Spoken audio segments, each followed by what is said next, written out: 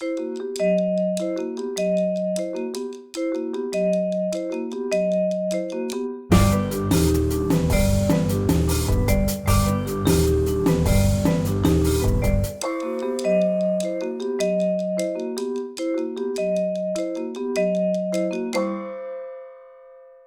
e signori, buonasera, benvenuti alla Casa Italiana Zerilli-Marimò della New York University. It's a great pleasure to welcome you to the Casa this evening, and especially to host this event that, as you know, is a gallery talk, even if we are not physically in the gallery, but it's a chance to have a conversation with Fabrizio Ruggiero, that, as many of you know, is the artist that is the author of the exhibit that we have currently upstairs. We had a preview opening, so it has been up for almost 2 weeks already. And I have to say that this art keeps me very good company, especially when I come in every morning and I see the beautiful portraits and the other works that Fabrizio did. Over the summer, we met in Florence with Idanna, Pucci, and Fabrizio, and we started discussing this idea. I was fascinated by several aspects of Fabrizio's personality and of what is behind his art. As you know, artists, and Fabrizio is not an exception, are very often reluctant when it comes to talk about their own work. They say, and rightly so, I've done my work. I don't need to talk about it. The work talks for itself. And we had to convince Fabrizio that we wanted to have this conversation with him, because we know that he can also say things that can help us better understand and to engage in a better and deeper understanding of his art. So I'm very grateful to Fabrizio Ruggiero for having accepted this gallery talk tonight. And on the stage with me, as I mentioned, there is Idanna Pucci. She's a longtime friend of mine personally and of Casa Italiana. The best definition of Idanna would be that she's a cultural institute concentrated in one woman walking and going around the world. And every time I meet with Idanna, I'm like swamped by at least 24 ideas, all of them great. I'm lucky enough if I'm able to come up with the realization of a couple of them, but we did in the past. And this exhibit is also the result of one of Idanna's many proposals. Just to remind you some of the activities that Idanna has done, just limited to the Casa, and her world extends, of course, to Florence, Bali, the Congo, and so on and so forth. We had the presentation of her book, The Trials of Maria Barbella, that is a reconstruction of an ancestor of Idanna. Your great-grandmother, was it? Yes. Yes. No, ce l'hai bisogno. That was the first woman who spearheaded a campaign against the death penalty in the United States. She was an American woman. She was a very well-introduced American woman. And when these Italian 20-year-old girl, Maria Barbella, was condemned to death, the first woman in the history of condemned to electricity. The electric chair. Yeah, 1895. This ancestor of Idanna started this campaign to save this woman from execution. And Idanna came up with a book. The book is going to become a movie very shortly, probably produced in England, correct? Yes. And then, yes. And then the other occasion, and then we come closer to tonight's event, for which Idanna was here, was a large exhibit that she was able to concentrate in our rather limited space, dedicated to Piero Brazzà.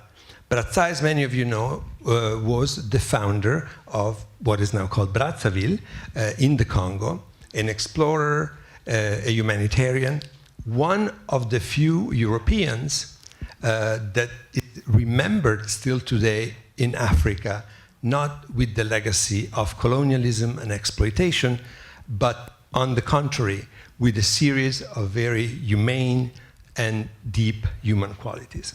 And Idanna wrote a book on Brazzà, who is also an ancestor of hers, and she curated this exhibit here.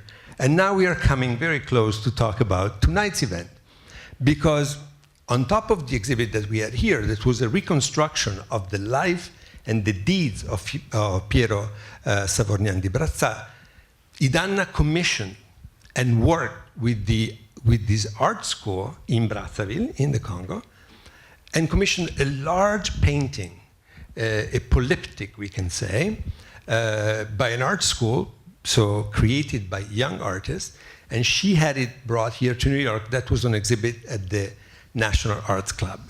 And that's how the story of this exhibit begins. And you're going to understand why in just a few minutes. But before we talk about the connection between this work of art of a group of young African artists and the art of Fabrizio Ruggiero, I wanted to ask Idanna to introduce Fabrizio, because I think it makes more sense that you do it than I do it.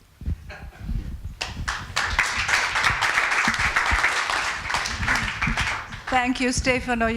You're a master of descriptions, because it's like putting an impossible collage together. And but you did it. It's anyway. Fabrizio Ruggiero grew up in Naples, and spent anyway. Ended up then in Tuscany in 1984, and that's where his studio is. Growing up in Naples for an artist is, I imagine, is quite an amazing experience if you have the artistic drive and talent, because Naples is a crossroads of multicultural multiculture of diverse people since probably the beginning of time. Of course, it's fascinating how his materials, he works with natural materials, with sand, with natural pigments, chalk. Everything to me speaks about his place of origin, the Vesuvio, the lunar landscapes, and just the strength of nature.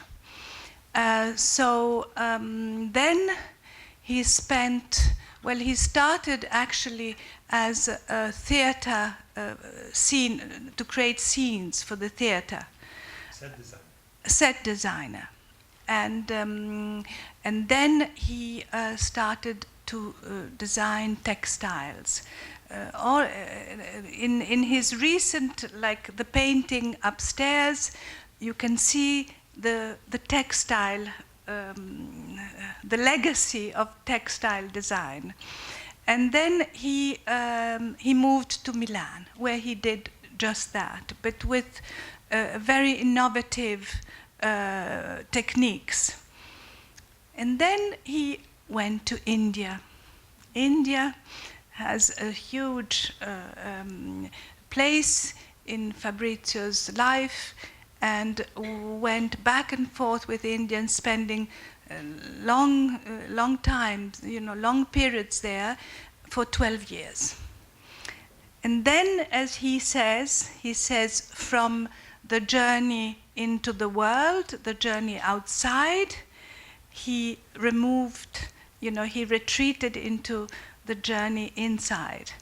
And from 1984, he practically did not move, and he has the studio in a forest, in a woods, in the middle of nowhere, actually, where really you can travel by being there. You have this active passivity, passive activity, by which you can travel the world.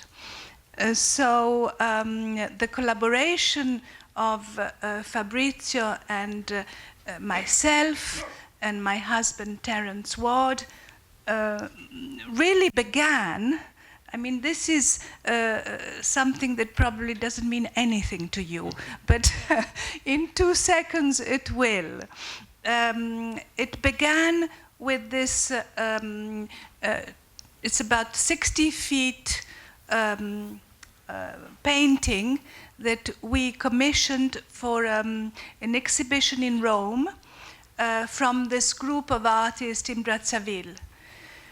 And they did this painting, which you will see in 1 second, and we donated it to the National Museum of Cameroon. This is the painting. It was exhibited in New York at the same time that we had here, thanks to Stefano, who understands very quickly the themes that we propose. This exhibition was at the National Arts Club, while the exhibition on the explorer of Congo, Savognand de Brazza, was here. And we then had an offer from the museum, the National Museum in Cameroon. They really wanted this painting. So from Congo, it went to Rome. From Rome, it came to New York.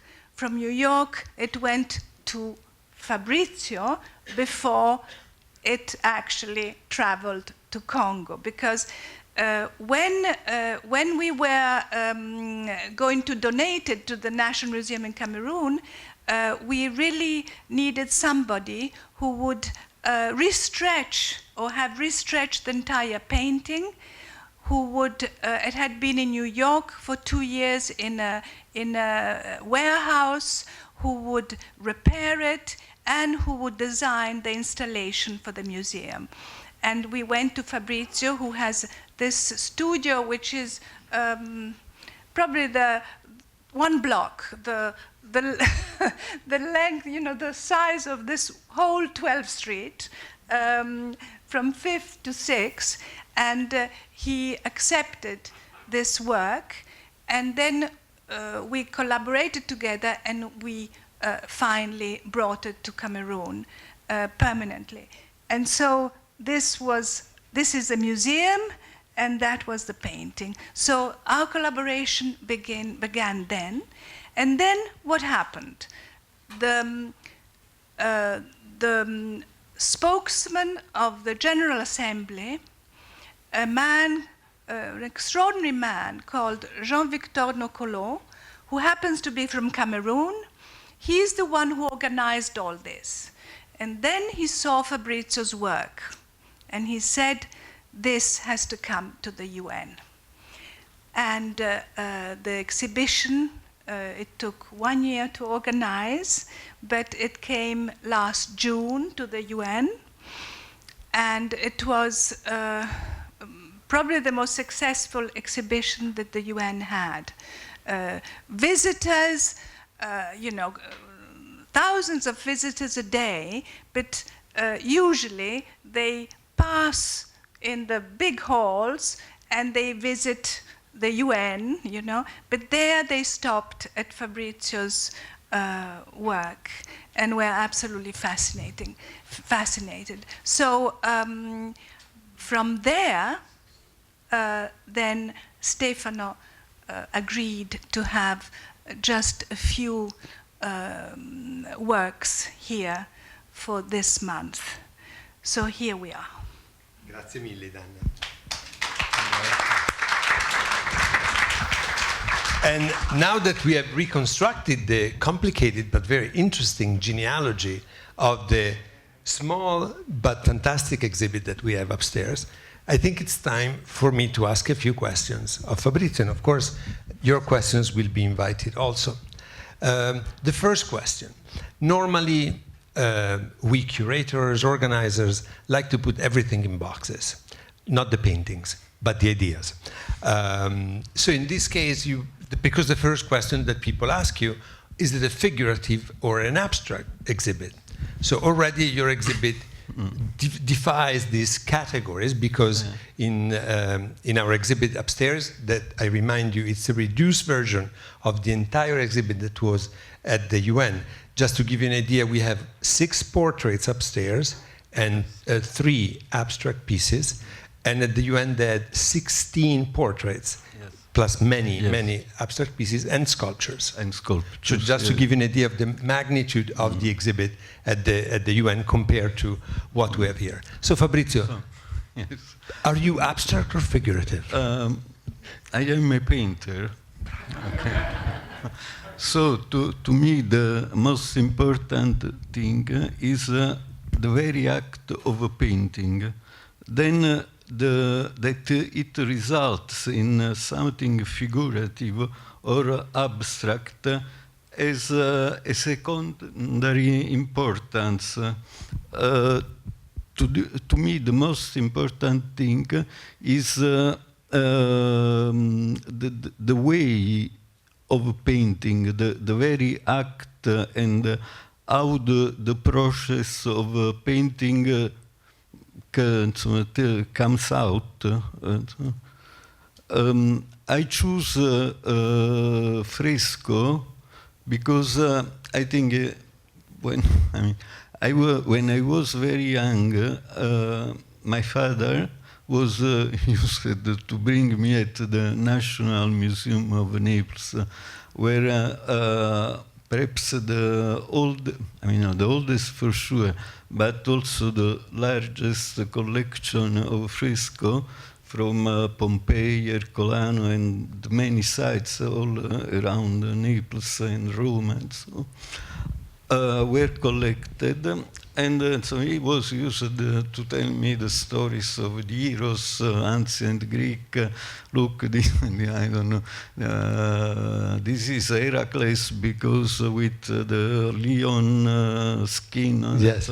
So and so. Let me just interject for one moment. How many of you have visited the National Archaeological Museum in Naples? Very good. That's so what, many people. That's what they say when I have an intelligent audience. Okay. Yes. No, it's just I just want to say a couple of words about that collection. I never imagined because so many people. Very often, our people are very special, Fabrizio. Yes. But no, what I always try to explain to my students and to my American friends when they go visit Pompeii, I said, yes, that's a fantastic experience, you should go. But if you don't go see the Archaeological Museum in Naples, you have not seen anything, because basically the frescoes, the mosaics, the artifacts found in Pompeii, Ercolano, and other sites are all in the museum. So once you are in the museum in Pompeii and see those frescoes, then in your mind you can try to combine those pieces of art with the architectural structures that you saw on the sites. And at that point, everything makes sense. So great place to be initiated at the art of a fresco. And Fabrizio, you said that all the paintings upstairs are a fresco. Yes, because fresco is a very simple technique in the sense that it is based on sand, mortar, lime mortar, and natural mineral pigments, not from herbs and so, because they fade as in Leonardo. That we remind our friends that the Last Supper is not an affresco, and that's why it faded. Yes. Because Leonardo wanted to experiment with something else. But you do experiment too, because your affrescos are very different from the traditional 15th, 16th century fresco. Yeah. Why and how are they different technically from, let's say, an affresco of the Italian Renaissance? No, the bases are the same. Is simply the materials, the how can I say, attention, awareness of material, which is something that, in my experience, was brought in Italian painting mainly by Alberto Burri, who first started to focus on materials. No? He was working with cloth from come si dice sacco? Sackcloth. Yeah. Sackcloth, plastic. Plastic and different. So, and even in his last paintings, the All Blacks, Yeah. you can see how just simply acting with different texture of the same material, he can render different surface. So this feeling of the surface, I would say mainly I owe to Burri lections. I mean, I love the idea that you are able to combine in your art the great masters of Italian Renaissance with probably the most groundbreaking contemporary artist in Italy, that is Burri. Yes. And I invite our friends here, when you go back upstairs, to take a very, very close look to the paintings, because they're beautiful to look at from a distance, because you appreciate the expressions and the feelings that these people express. But if you get really, really close, you realize that almost always each color is given by a different sand or fragmented stone. So there is a lot of study that goes into the materials that you use. Yes, that's the main part of the work in a certain way. Arranging the different texture, combining them, and also on portraits, a large part is done in what once was called the cartoni, which is to report a large shape on the surface. So I am working still with this kind of technique, but using contemporary technology, because it makes shorter to do it. And the support is a canvas. No, canvas is only on the side for the stretch. For the stretch. So what is the support on which? No, the support is mainly plywood. Okay. And then a very thin layer of fresco, because technology has evolved so that now it's possible to work with very thin layers. So the work becomes movable. While it's still pretty heavy. Yes. Malala fell the first night. But you see, but it's good, because it felt, but it didn't break. No, not at all. She's strong. She's strong. And talking about the characters now, as you heard from Idanna, the UN asked Fabrizio, basically it was an exhibit commissioned by the President of the General Assembly.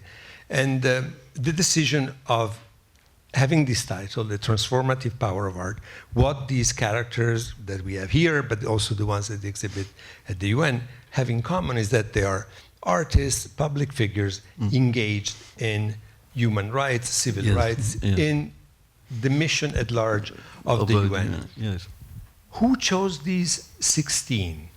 And how did the choice come about? And the question is for both of you. Yes, it was a choice made mainly by 4 people, with Idanna and Terence, Jean-Victor Ngolo, and me.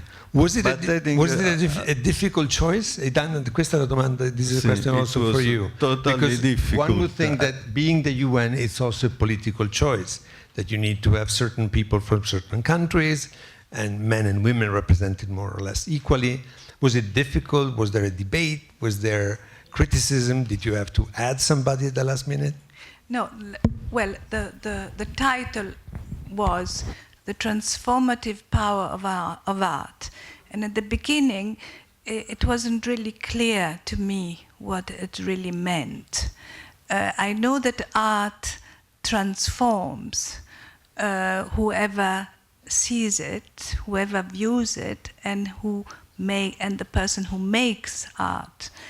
But at the beginning it was a little bit confusing, and then it became very clear. And the role of art is actually to transform, to lift, elevate whoever, an audience, or young people who to open their eyes. And so the idea was, who are the people? Who are the great artists? It could be musicians, it could be painters, writers, through their art, they really made a difference.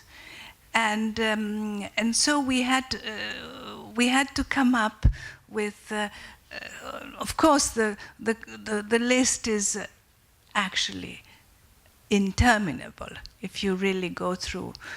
Some are no longer alive, some are still alive, and then we thought of people who transformed, made a difference through their artistic, creative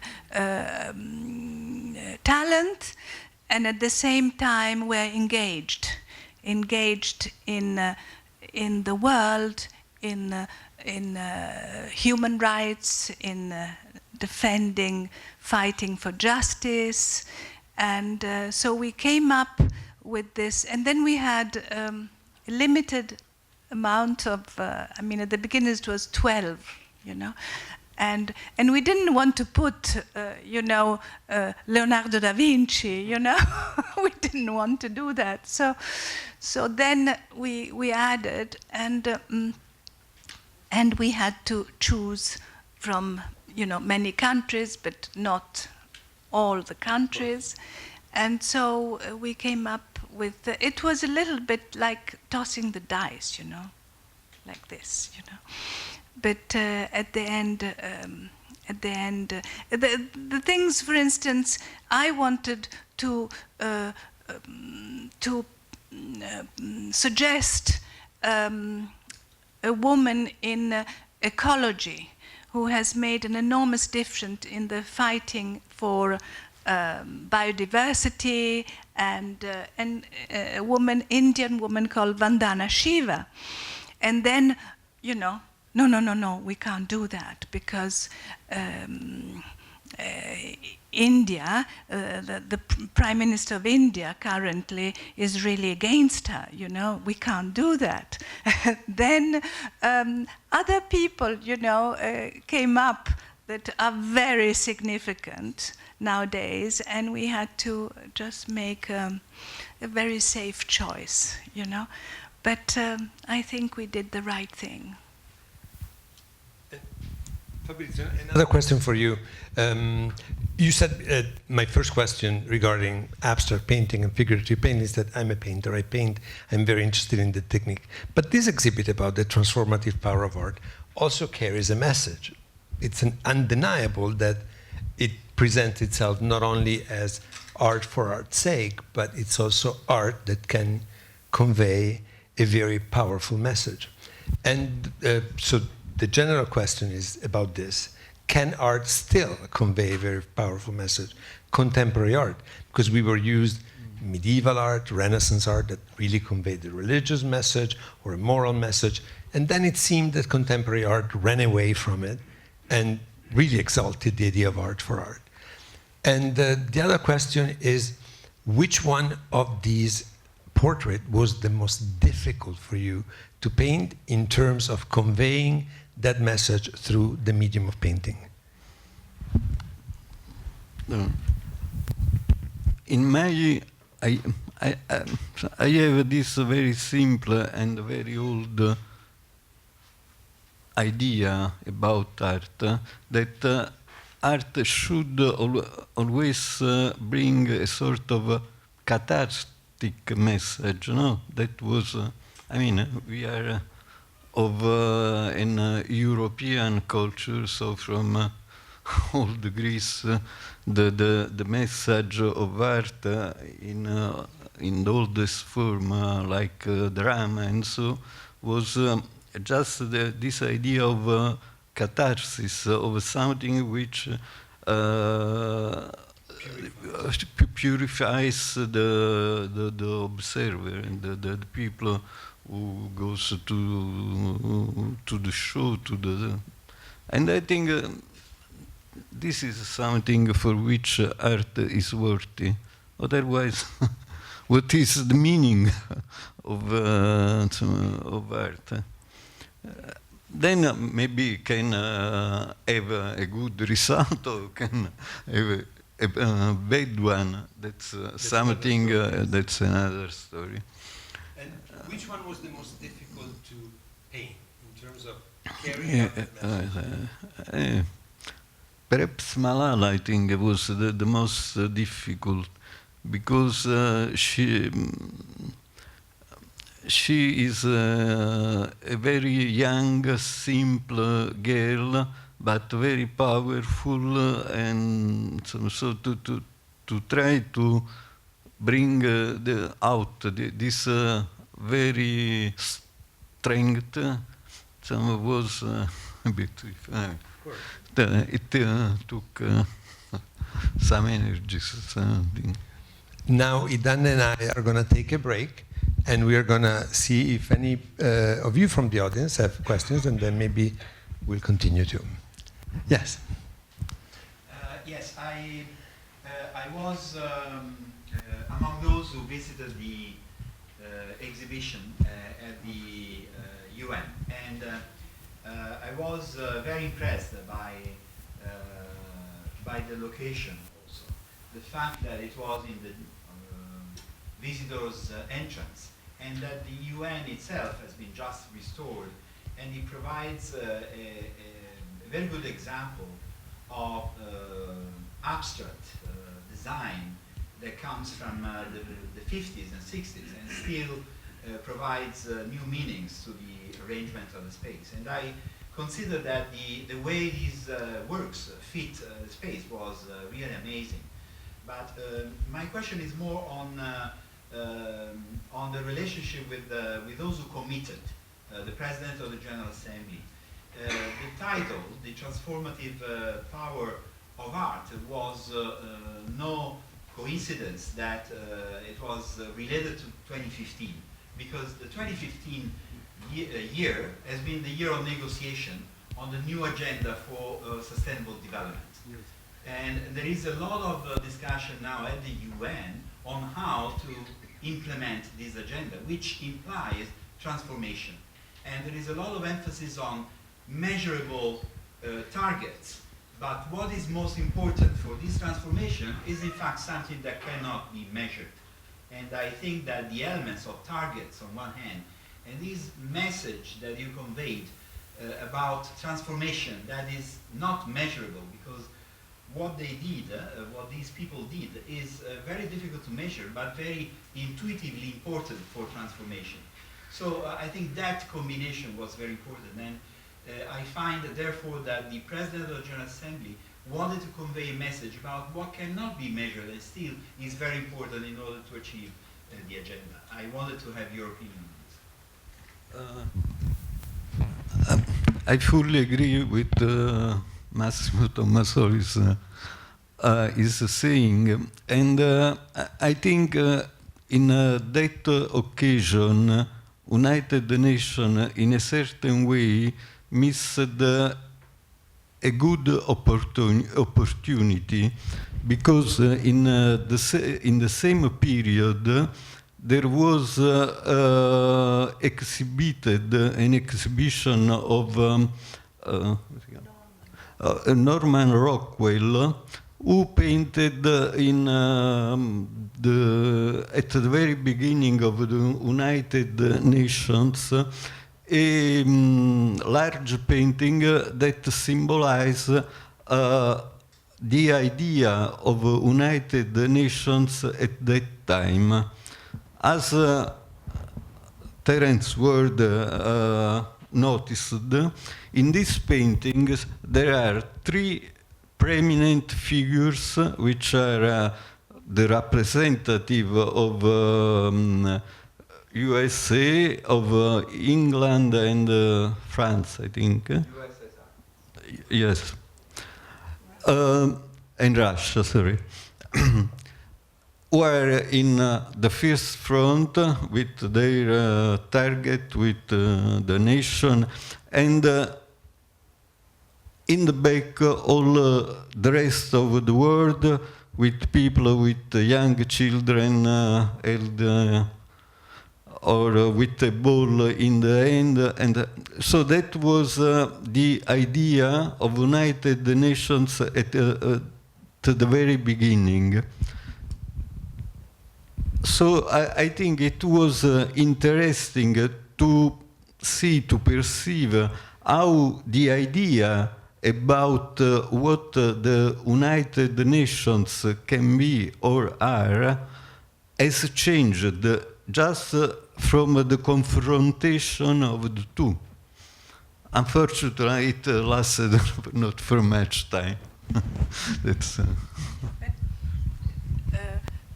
what Fabrizio really means, that in the background of these three figures, you have an absolute humanity that is totally of the third world, that in a way these three powers benefit, but like charity, a kind of charitable attitude towards this crowd of people, of ethnic groups, most of them extremely poor. And in Fabrizio's exhibition, the portraits, some of the portraits were of these great minds from the so-called third world, great intellects. So it was really, it would have been fantastic to really make a public debate on the two aspects of 70 years later, what the UN means and what the UN meant at that time. Thank you, Idanna. And following up to the initial remark regarding the space and the way in which the works of art of Fabrizio Ruggiero interact with the space, I just want to remember also for our audience that he's a trained architect. Your beginning is in architecture. And I was very afraid when I said yes to the exhibit, because I saw that the portraits were very large and our space is very small, as you know. And but I could see that immediately Fabrizio had in mind exactly what he wanted to do in our space, and I think the setup is beautiful.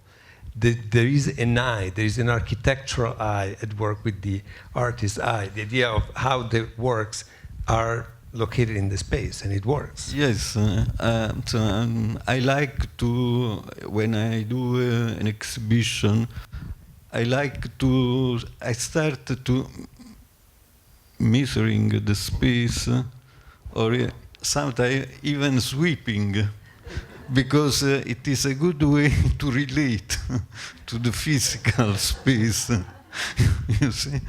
And then I am used to plan, and now there are very good 3D programs, so I like to make the renderings of what can be the exhibition, so I can see, I can change, I can do this, I can do that way, and I see what, by the end, what is the best solution to express what I want to mean. Can I say something on the fresco? The Fresco Technique. This is absolutely fascinating because, and it's actually what drew me to his art. Fabrizio says that fresco is opaque not lucid. And that the opaque texture, to the eye of the viewer, it pulls you in. It pulls you in. While the lucid, the shining rejects your, sort of, you don't. It reflects and it yeah, rejects. it reflects it, it rejects, and it's really true. Just try to look at it in that way. Yeah. Yes. In your portraits, do you paint them from photographs or from memory? I have always some starting point, so can be a photograph, but it is always elaborated in a certain way. Yes. To me, to work from to draw from reality, or to start from a photograph, that doesn't change very much the result. There is a difference in the sense that if you make a portrait of a real person, you have a deeper insight with the people, the person that you are portraying. So it will be a sort of a different relationship. While if you draw from a photograph, like in many of the people of this exhibition, I never met them. So I was trying to get an idea, looking at as many as possible images of these people, which are more or less all public people. So there you will find the images of them, and looking at many of them, then you can adjust and find what, according to the painter, is the suitable shape, form, and so which texture, which material to use to render, to convey a certain idea. Thank you. Great question. Yes. Anybody else? Maria Teresa Cometto. First of all, congratulations. Your work is awesome. I was wondering if you had time to go around in New York while staying here, and so what do you think about the art scene in New York right now? If you had any comment. Well, I went to museum, and so I found many interesting things.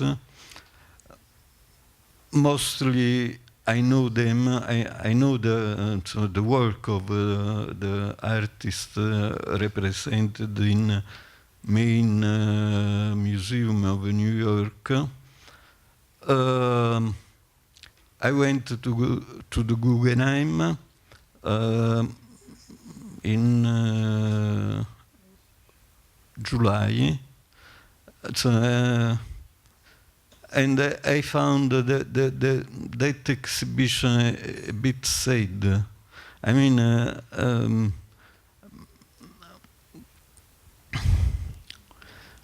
can I say? To me, since it is Guggenheim, I remember that Adorno, a German philosopher, after Auschwitz, he said, it is not possible to create art after the Shoah. To me, looking at this exhibition, it was like if that kind of thought has been in a certain way implemented. So so it to me was something more. How can I say? Giving a sort of some.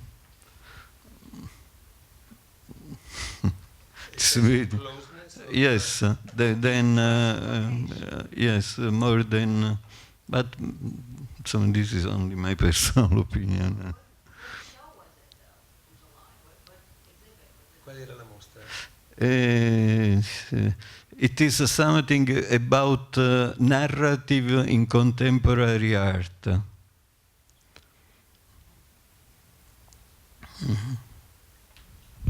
Terence Ward.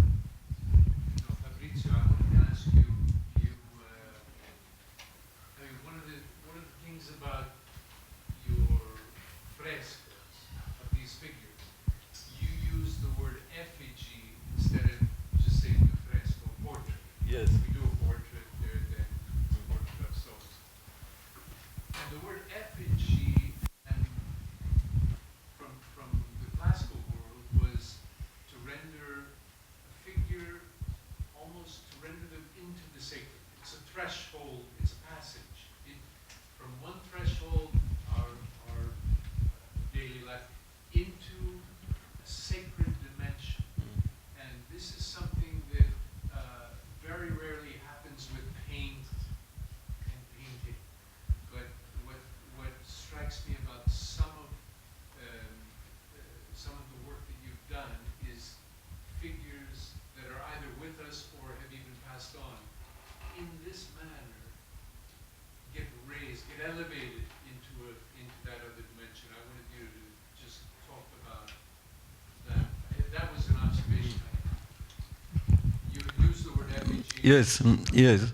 I like to call my portraits more effigies than portrait because the Latin verb effingere has a double meaning, which is on one side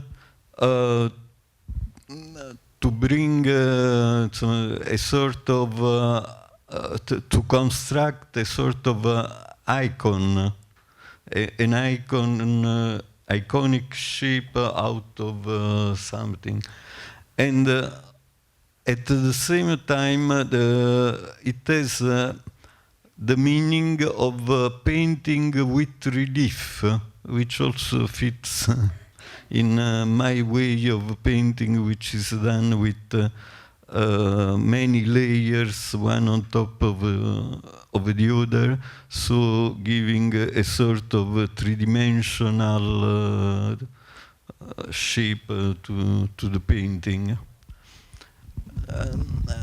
Yeah, the iconic or effigies is just it's not something new. If you look at the portraits of the Greek philosophers or Roman emperors, very often, as even in since you are acquainted with the Persian art, you know that many times the king in Herat school, perhaps, of miniature, they were not necessarily resemplative to the real people, but they were more shaped by certain attributes that define them. So it is a bit in the two. I don't know if... Do we have any other question? A lot of these pieces that we're seeing at the app look very like they're Excuse me. sculptural. They're standing, they're sculptures, they're large and they are shaped. Yes. Yes. Yes, they are large, like this one. You can see the dimension, the proportion.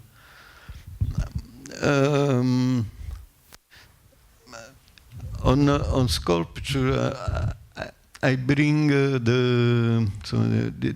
how can I say?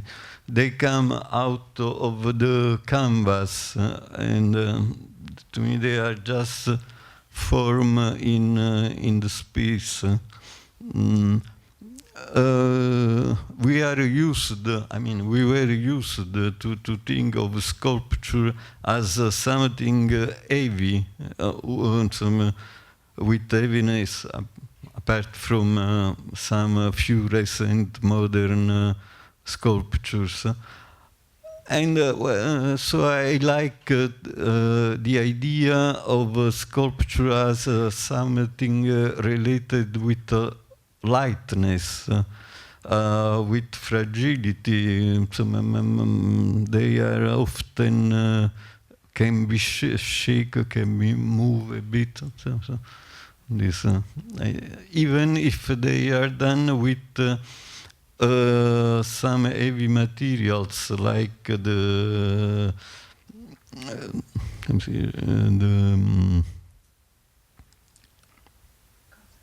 Yes, like chalk, like plaster and so on. But in the sculpture, I also use the reed, which were cane reed, to give these shapes.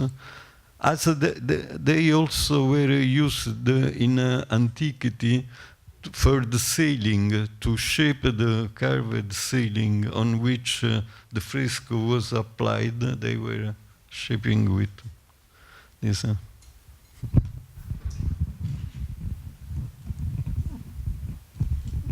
we have any other question? I wanted to ask now, Fabrizio, this exhibit is coming back to Italy. Are there plans for this exhibit to be displayed in Italy? And what are you working on right now? Are you continuing with portraits? Are you moving in a different direction? No. Perhaps part of this exhibition, when it goes back to Italy, will go in a museum in Florence.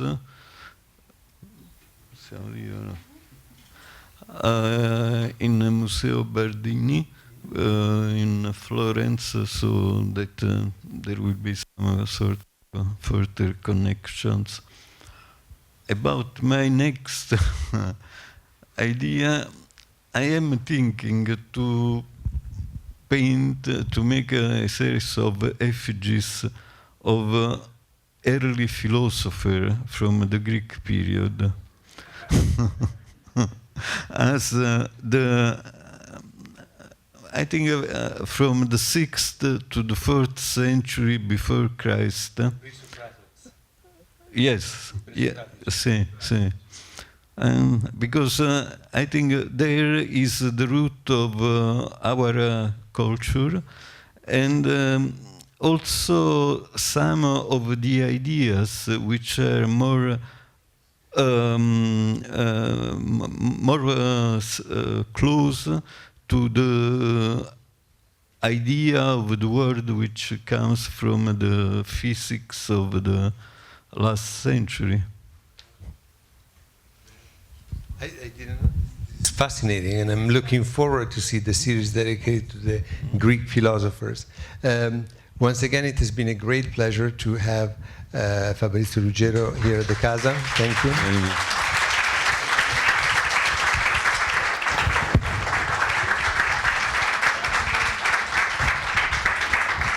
And I would like just to invite you to, when you go upstairs, to take another look at his paintings. And what Idanna and I hope is that this conversation with Fabrizio will help you discover the depth of these multi-layers dimensions that it's in his paintings. And once again, thank you so much to Idanna Pucci, thanks to whom Fabrizio is here.